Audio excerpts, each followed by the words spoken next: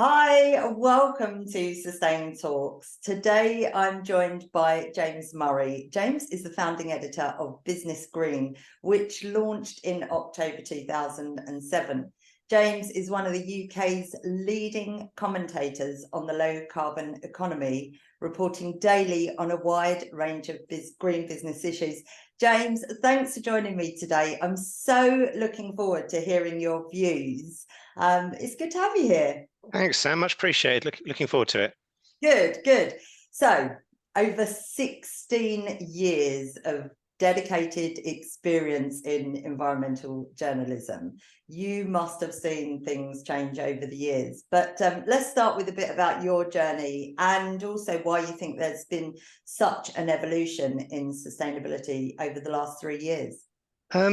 Yeah, it really has. It's remarkable how much changed, but in some ways it's remarkable how much has stayed the same in a way. So our original premise when we launched Business Green, which is, as you say, was like 16, 17 years ago now. It just seems to have gone in the blink of an eye. And suddenly I'm middle-aged. But the original premise was that there was this big boom in green business activity that was coming. There was a clean tech revolution coming, and that the climate crisis was unsustainable, that it would demand a response. And it would either demand a response in a very bad way through the horrible scale of the impacts and people waking up to the scale of the crisis we're facing, or it would demand a response in a more positive way through the impact all these exciting clean technologies could have and were having, and you'd see this grand global industrial revolution happen. And you hear a lot of that argument now, and that's kind of sort of seen as quite a sort of mainstream view. And you hear the head of the UN and the US president and prime ministers and top CEOs talk about that kind of vision. But it was already obvious and there back in the mid 2000s. You were already starting to see it, and those arguments were already being had. And we kind of launched in 2006-07. It was in the run up to the Copenhagen summit, the big UN climate summit that happened around that time in 2008-09. And you were already starting to see that narrative develop, and that businesses had to be part of the response to this global crisis. And our premise when we launched was that really wasn't being adequately reflected in the media. And you kind of had you either had the business media treating this as kind of like a nice little niche issue. It was CSR, it was marketing, or it was kind of small startups in solar or electric vehicles or whatever it may be. And it was seen as sort of something on a little bit of a spin-off, but not core. Or you had kind of the more traditional kind of environmental media coverage of all businesses are evil, they're doing terrible things to the planet. And they didn't really see businesses as a force for good in any way, shape, or form in our response to this crisis. And again, it's sort of like plus ça change, as they say. That those same trends are still very, very apparent. It's a lot better than it was. Some of the best media coverage now of the transition comes from the FT and Bloomberg and The Economist. So the mainstream media business press has kind of followed the money and recognized that these are now multi-billion-dollar industries that you have to take seriously. And indeed, more of the environmental press has recognized that there are such things as responsible businesses that are trying to do the right thing, and that this stuff is really complicated, and it's not just as simple as let's smash capitalism and everything will be okay. But those same broad caricatures that I sketched out are still there, and that's why we at Business Green feel that we've kind of got a role to play in trying to thread the needle between those two extremes and point out that there are progressive, ambitious businesses that want to get to a net zero emission economy, just as there are irresponsible actors that are trying to slow down this transition and cause lots of problems. So I mean, that's the kind of the backstory of where Business Green came from. And I'm sorry, I just realized you asked about myself as well. I mean, I was a journalist. I was a technology journalist. I was writing about IT. I was never very good at it because I wasn't that interested in it, to be brutally honest. But I got the green IT beat, and that's kind of what got me interested in it from a journalistic level. At a personal level, of like most people, I think, who work in environmental issues, I've always been interested in it. It's always, goes back to childhood and being fascinated by the natural world. And you hear that same story from loads of people who work in sustainability. But the professional side came from covering even then what you could just see was going to be a big story. You had the biggest technology companies in the world. You had Google and Microsoft and IBM and all these others starting to talk about greener data centers and using software to optimize processes and all this stuff, which sounds very dry, but at a global scale is hugely significant. And I kind of saw that there was a story there and thought that's going to apply to everything. We can map that onto every other industry that's going to transform. And the media wasn't serving that trend, or we didn't feel the media was serving that trend. So we launched Business Green to try and plug a gap. And it's been a challenging market at times, but we're getting there, hopefully. Yeah, I think the last 3 years, obviously, it's more apparent what's going on with the climate crisis around the world. So what your mission started at, it must have really changed over the years, and now the stories are probably coming quite thick and fast, and especially with what businesses are doing, to be able to find businesses that were really being sustainable to the point now, how you said before, it's called your inbox. You must have just great stories of companies that are doing amazing things and technologies that are doing amazing things. Absolutely. Yeah. I mean, again, that is one of the things that's changed, just the sheer reach and scale and volume of it. I mean, we are inundated with stories every day. We've got our big Net Zero Festival coming up at the end of October. And again, we've been inundated with people who want to talk and want to showcase what they're doing and, tell really, really good stories. I mean, obviously that creates challenges. It's like, you've now got to stand out from the crowd, which is harder. And from a journalistic perspective, it becomes harder to kind of work out what's really good and what's really new and what is obviously a bit more greenwashy and a bit more people jumping on the bandwagon.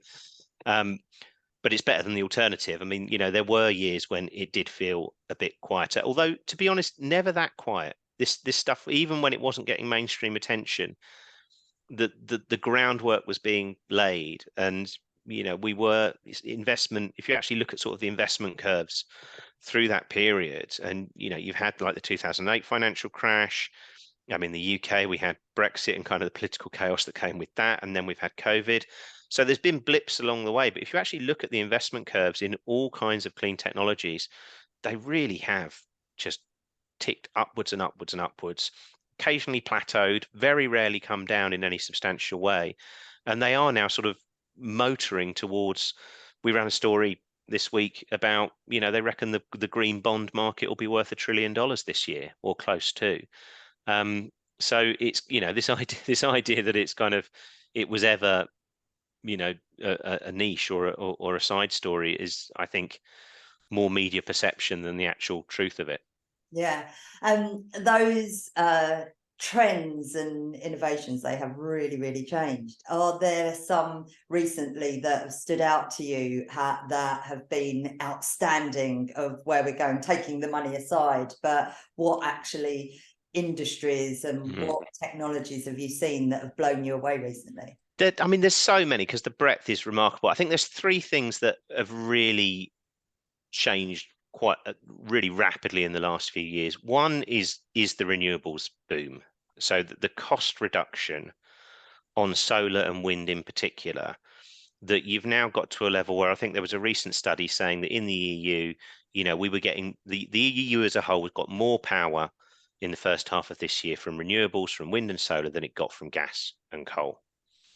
So literally this sector that previously was providing 10% of power, often less, now up to kind of 40-50% of power in many countries.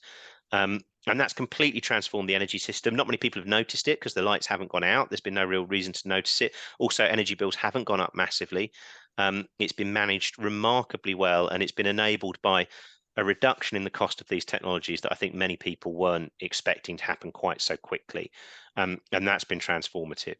And then the other one following on from that, that's not quite as advanced, but is getting there, is what's happening with electric vehicles.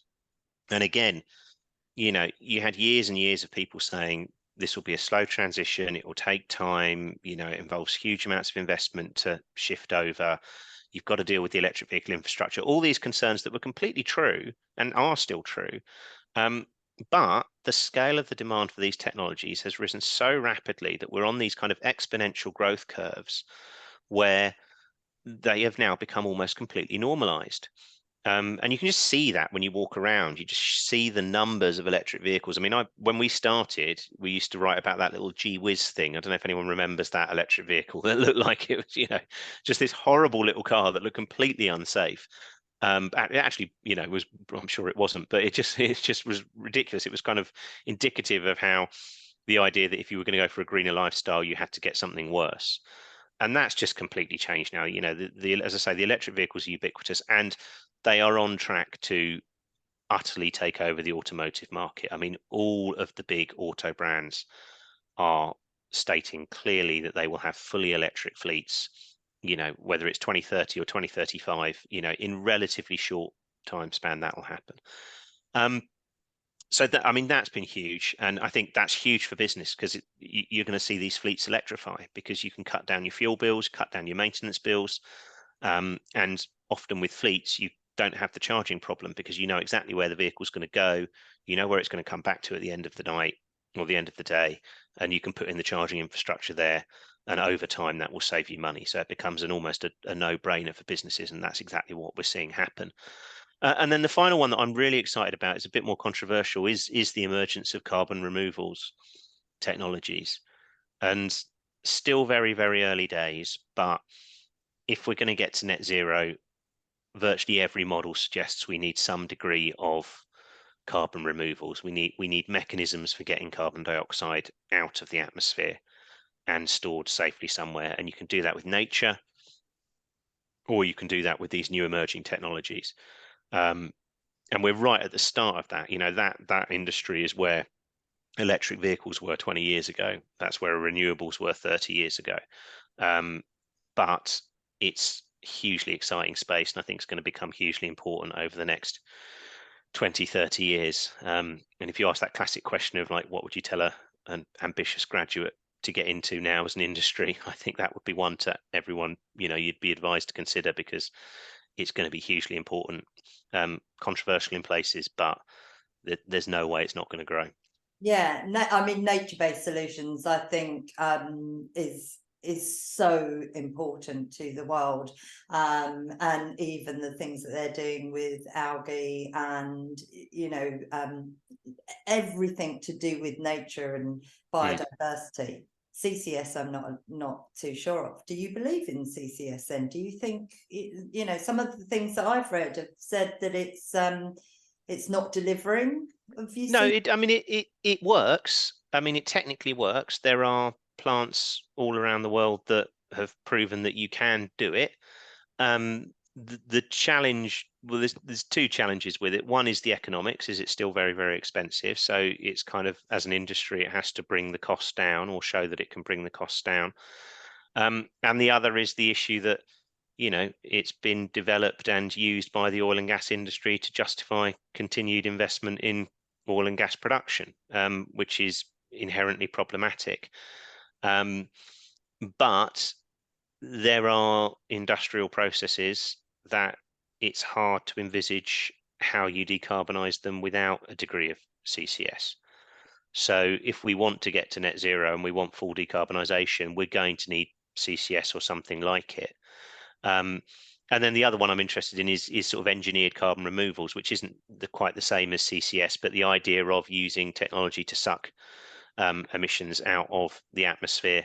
And and that shouldn't be seen as an alternative to nature-based solutions. It absolutely has to be a sort of something that would sit alongside it. Again, you've got problems with the cost. You've got problems with whether it is used to justify continued pollution, and those are issues the sector needs to get by. But both those technologies, I do think, will have a role. The challenge is it's got to be a very carefully policed, well-managed role. Otherwise, it risks creating lots of difficult unintended consequences. But these arguments that it just doesn't work or it's not feasible, I think those are myths. It can and does work. It's got to be very, very well policed to ensure that it's working as promised. Yeah, absolutely. You obviously write a lot about business and industry. How do you think that they have transitioned, and do you think that they're doing enough when it comes to environmental concerns, or do you think it's a little bit greenwashing? I mean, they're self-evidently not doing enough, because global emissions are still rising. And even in the UK, where emissions have been falling, we're not on track to meet our targets. So, no one, even the most ambitious business in this place, can't say it's going brilliantly. There is an absolute need for humility here. More broadly, though, I mean, I've always kind of railed against the idea that there is a business community. I mean, that the businesses just aren't like humans. They're just groups of people, and like any group of people, there are really, really good, admirable, brilliant, amazing people doing things, others stuck in the middle, and some terrible people doing terrible things at the fringes. And you see exactly that in the business community. It's like any community, and they don't have exactly the same impulses and priorities and desires. So when we sort of say whether a measure is kind of pro-business or anti-business, and you get this a lot in the press, like a new regulation comes in, and parts of the media try and characterize it as anti-business, and you're like, well, if say it's clean air regulations, and we've seen that recently in London, people saying, oh, you're going to bring in new clean air regulations, and you get lots of people saying, oh, that's anti-business, that's going to cost white man money and cause problems. Now, that's true, and there are costs to regulation, but equally that's a pro-business measure for the businesses producing electric vehicles, and it's a pro-business measure for the businesses that have lost time for their employees because they're not well because of the air pollution. So it's never as kind of binary as like, is that pro, is that anti, or are businesses doing well on the sustainability or not? There's just this enormous breadth of variation where some are doing absolutely brilliantly and have really committed plans to fully decarbonize their business and are investing billions of pounds or significant capital in doing it. And others, like you say, absolutely are greenwashing, talking a good game, but not in any way seriously engaging with the scale of changes that they need to make and sticking their head in the sand. And others too are still completely ignoring it. I mean, I think all of those things are true. The one positive thing to say is it's definitely a lot better than it was. Yeah. So, even 5 years ago, even some big businesses wouldn't have a sustainability department, wouldn't have anyone thinking about this. Smaller businesses absolutely just wouldn't have been interested at all unless it was their raison d'etre and they were like a dedicated green business. And I think we've seen, you see that from the employment figures in this space, more and more people getting qualified, more and more people being hired to fill these roles and being tasked to improve the performance of their business from a sustainability perspective. So it's a bit of a messy answer, but there's significant progress. But yeah, we certainly need to go a lot faster.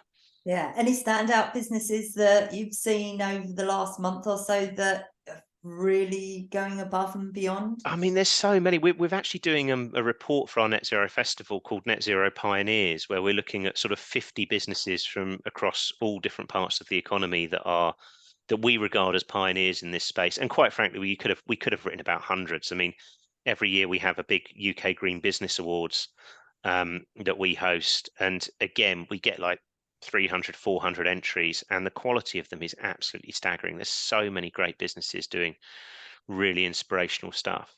I mean, the ones that stand out, there's the ones that everyone sort of always mentions, like Unilever, and the way they've kind of positioned sustainability as core to their brand.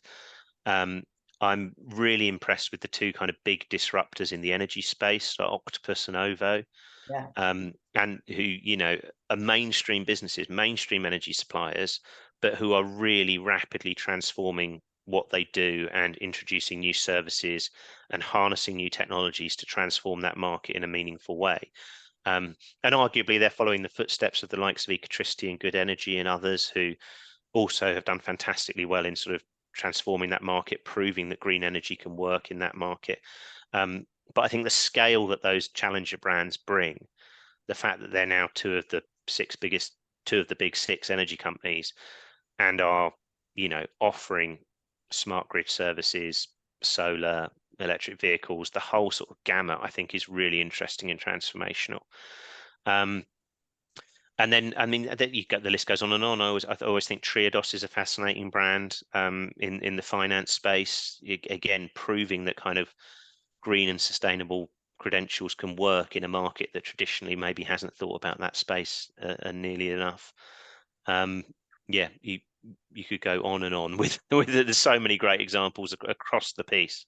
Someone was saying yesterday that you can't even open a Triodos account at the moment because they're just up to their neck, and it's well, I mean, that's the measuring. encouraging thing, isn't it? That Yeah, the demand is there, and particularly with these businesses that are starting to scale, that's where it gets really interesting. They're kind of proving that it works, and getting the scale behind what they're doing, which again, I think 10 years ago you just didn't see.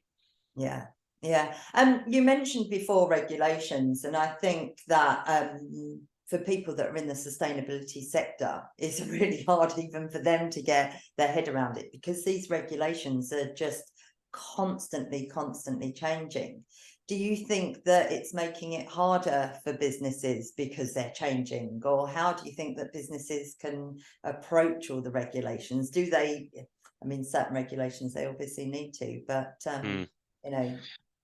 Yeah, I mean, it's challenging. I remember talking to someone years ago who's a sort of advisor in government, and he said you'd almost get people coming in and saying, "Oh, we need better regulations, we need better policy," and then no one would actually define what they meant by that, and or we need policy stability, and he was just like, "Well, you just can't have that in a democracy. You can get a degree of it, and arguably we should have more, but you're never going to get real long-term stability in a lot of this stuff. It always will be at the behest of political pressures and events, and things will change. So I think there's an element of business needs to accept and understand that you're just not going to get a perfect investment environment at all times, and you've got to be able to kind of judge risk and manage risk of these things changing, particularly in what is a new field. So I mentioned carbon removals. I mean, that's and carbon offsets and that carbon market. That's an entirely kind of new market that will need regulating, Yeah. because all markets need regulating. And again, with so many of the sort of new technologies that we're seeing, there will be unintended consequences that then need sort of managing and carefully, policing. So I think there's regulations are frustrating, particularly when they're overly onerous or particularly when they're not well managed, but they are just part of doing business, and they do have to become part of the job. I think where businesses can probably be a bit more, manage it a little bit better, is to engage more with the policymakers early on, to just sort of make sure their concerns are known, and make sure they make it absolutely clear where they need as much stability as possible, where problems lie. Because one of the weird things, I think George Monbiot, the journalist, has written about this an awful lot, that the polluters have more incentive to lobby to protect their business model. So if you're a business with a kind of ambitious sustainability plan, or a business working in the clean tech space, you are often being out lobbied by those who are trying to defend more polluting activities. And I think if you want to sort of advance the net zero transition, I think there's a need for those businesses to start to match the plans and the sort of the kind of aggressive lobbying that the oil and gas industry does. Otherwise, you're kind of fighting the battle with one hand tied behind your back. Yeah. Well, net zero, it's a lot of companies are aiming for 2030, 2040, and some 2050. Do you think that net zero is achievable? And also, what, do you think it needs to be done, that we should be making that change faster? I think if we don't go 2030, then, well, we've seen what's happening around the world. What are your views? It absolutely is achievable, and it has to be achieved, because until we achieve it, temperatures will keep rising. So, I mean, I think this is a lot of what's been forgotten about it, is there's become this kind of political row or this media row about how damaging it is or the implications of it, and people are getting away from what is the core of it, which is the scientific target, that until we match anthropogenic emissions, until anthropogenic emissions are matched by the ability to soak up those emissions, temperatures will keep increasing. The concentration of greenhouse gases in the atmosphere will continue to rise, temperatures will keep increasing, and the climate impacts that come with it will continue. So there's a really fundamental sort of scientific imperative to get there. And then the pace at which we get there is the key thing. Like, if we get there in the second half of this century, then it's very unlikely that we limit temperature increases to 2 degrees or lower. We need to get there as quickly as possible, or we're going to have serious problems. And we can get there. I think, again, we absolutely have the technologies that we need. We absolutely have we've proven over and over again now that those technologies are economic and increasingly affordable and technologically feasible. And as I mentioned, we're starting to show that we also have the negative emission technologies. We have the ability to kind of soak up the emissions that will remain to do it. So I think, it can be done. It needs to be done.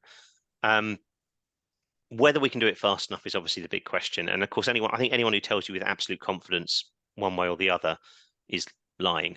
They just, no one knows. No one knows how this thing's going to pan out. It is a global industrial revolution over the course of 3, 4, 5 decades. And if you ask somebody in like the 1840s what life's going to look like in the 1900s, they wouldn't know. And we're exactly the same. If you'd ask people, one of the most inspiring sort of points that I've heard people make in the past, that if you told people in Europe in 1947 that in 30 years' time, which would have been 1977, a man would have been on the moon, and we will have had the longest, most sustained economic boom in global history, and TVs and cars and everything and fridges and everything would be completely ubiquitous, and that was at a point when those Western nations were picking through the rubble of the Second World War. They would have laughed at you. It would have said you're absolutely mad. So history and technology and infrastructure can change very, very rapidly. And exactly that same dynamic, again, we've seen in China and developing economies over the last 30 years. Again, if you told them that they were on the brink of the biggest economic boom in human history that would have brought more people out of poverty than ever before, there would have been lots of skeptics. So that's the positive story. The flip side to it is we're obviously not moving quickly enough as it stands, and there needs to be an almost full spectrum overhaul of our policy and financial markets to deliver the change that we need at the pace that we need. And it's not clear whether we have the leaders and the public appetite to go through that level of change as quickly as it needs to happen if we're to limit temperature increases to 1.5 or 2 degrees. And I think that's where the big battle lies, as to can that political economy be brought into line with the pace of technological change that's happening and the scientific imperative to drive that change. I'm struck, I don't know if you saw it, but there was an article in the Times recently. William Hague wrote a really interesting piece where he sort of reflected on how climate will be the absolutely dominant political issue globally over the next 10-15 years.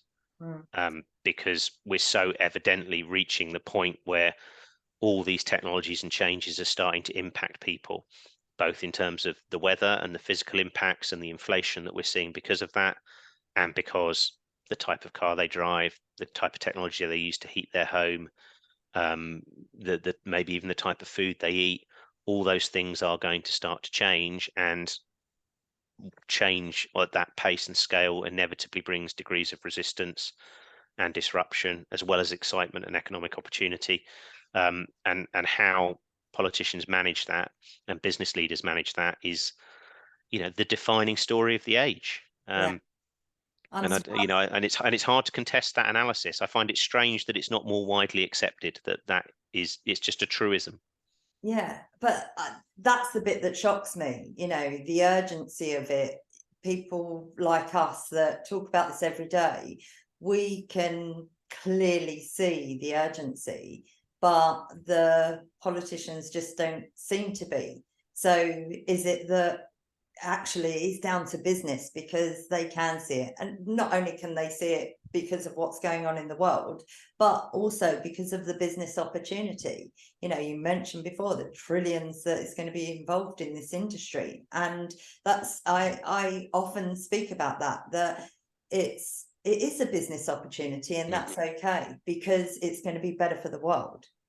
Absolutely. No, I think that's entirely true. I think I don't think it's true. I think some politicians don't get it. That's absolutely the case. And we definitely have a sort of populist movement that likes to deny the scale of the problem. But the vast majority, I think, do get it. The challenge they've got is not knowing what to do. It's knowing what to do and getting re-elected. And when you talk to politicians, they'll all say that. They'll all say, look, we know we need to get heat pumps into every home as quickly as possible. But how do I do that and not end up with a media backlash that ends up with me getting kicked out of office and some climate skeptic getting elected who tells people a comforting lie about how you don't need to do this? So the challenge is that I think vast majority understand what needs to happen. It is the question of how do you execute in a way that doesn't cause disruption that creates a backlash.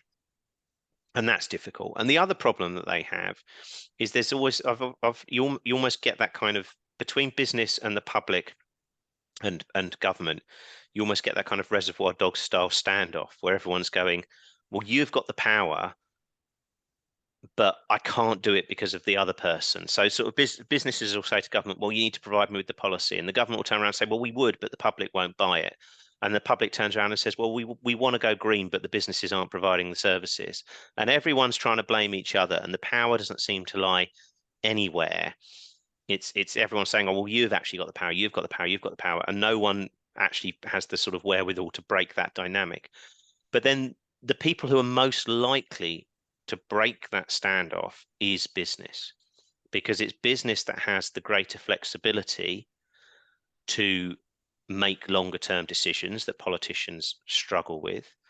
And it's businesses that have the kind of the marketing ability and the technological ability to produce products that consumers want, that gets away from this idea that they're going to have to embrace hardship to make these changes.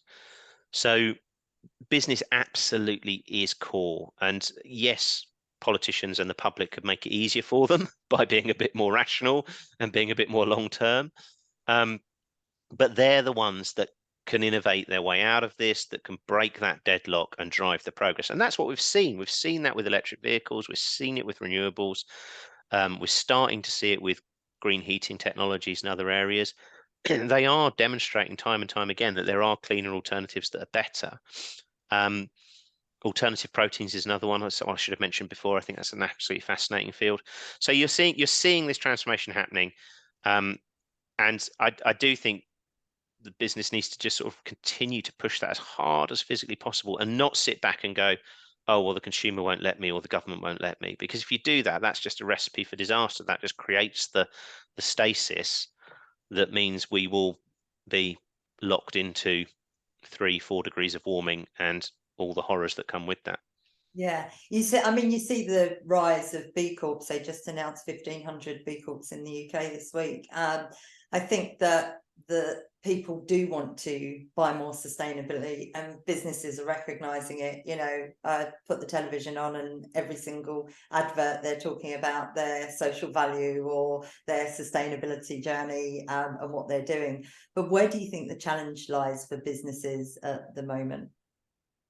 I mean, I think that the biggest challenge is the short-term economic headwinds. I think, there was a quite depressing survey that we ran a story on recently that about businesses saying that their sustainability programs have taken a bit of a back seat.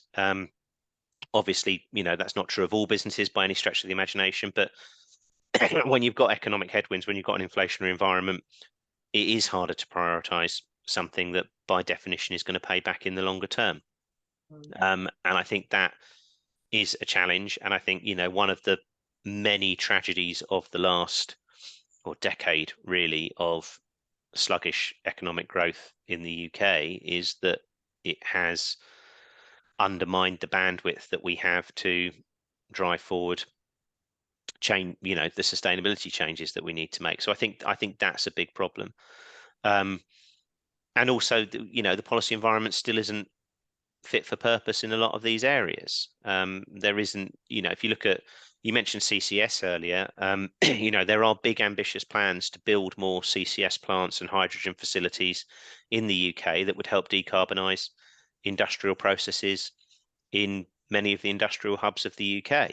Those plans have been in the pipeline for years. Yeah. And they can't get to a final investment decision because the government, after more than a decade of talking about how important this stuff is, still hasn't finalised the policies and the subsidies that they're going to provide.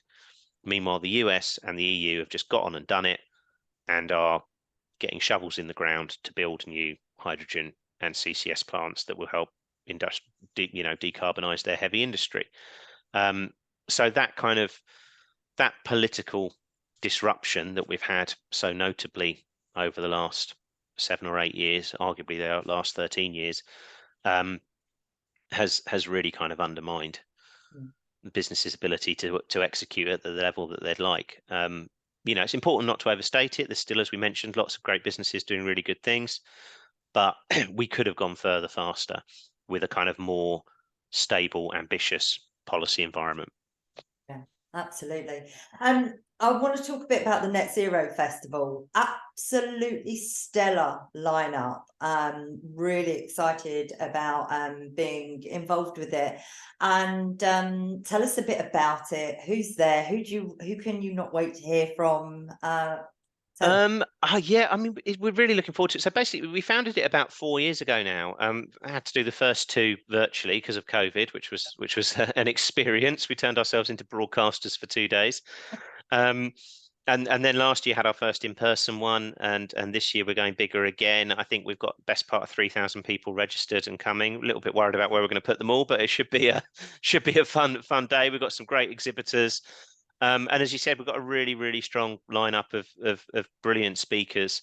I mean, the vision for it is that we want to make it a festival. We want to really celebrate and showcase all the great work that's going on and provide a very open and honest forum to discuss what are hugely complicated, challenging issues, and let people go away feeling hopefully, inspired. And we talk about sort of inform, connect, and inspire. That's the mission that we have at Business Green, that we want to keep people informed. We want to allow them to come together with their peers, because I think that's so crucial in this space. And we want to give them a little bit of inspiration. We want to sort of show them that this stuff is possible and these changes are being made. So that's very much what the festival is aspiring to do. And just, get people who often, if you work in sustainability, can be a bit of a lonely job. Departments aren't as big as they should be. You're often working sometimes with colleagues that don't understand fully what you're trying to achieve. So giving a chance for people from lots of different businesses, but who have very shared challenges, to come together, I think is a really, really useful exercise. And if you can do it in a forum that is, as I say, inspiring and telling positive stories, then that's all to the better. Yeah. We've got some great speakers. As I said, we've got, we're really looking forward to hearing from Alistair Campbell. Podcasting's Alistair Campbell, as he is now, who I think will have some interesting insights into the communication side of what this space is getting right and what it's getting wrong. We have Joanna Lumley as well. Quite a bit of a left field choice, but a long-standing sustainability campaigner and activist, again, who really knows her stuff about how to tell a story that resonates with a wide audience, and loads of different businesses, loads of business leaders, lots of sort of heads of sustainability from lots of really interesting businesses who are just, as we say, being open and honest about the experiences that they've had and what we can do to move faster.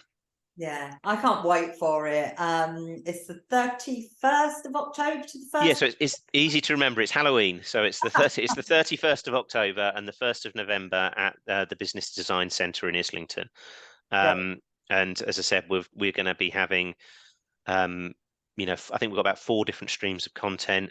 Sort of a main stage, and then other various streams that are more sort of action oriented, giving people that's the other thing we want to do, is give people practical advice. I always think when I chair something, if you can see people taking notes or see people nodding along, you know they're engaged and they're interested and they're taking something away that's valuable from it. I mean, if you see them falling asleep, then you've got a different problem. But as a general rule in this space, I always find the audiences are so engaged, people want to learn, they're really passionate about the topic, and it's such a sort of wonderful group of people to get together. Yeah, I don't think anyone's going to be falling asleep there. And I've certainly been nodding along all through this conversation. James, I really, really appreciate your time. I know you're probably really busy with the festival and with your job, speaking about sustainability day in and day out with businesses. So thank you so much for your time. I'm looking forward to the festival. It's netzerofestival.com. We're delighted, Responsible Futures, to be a media partner to the festival, and I definitely will see you there. So Excellent. Thanks so much, Sam. Looking forward to meeting in person. yeah, likewise.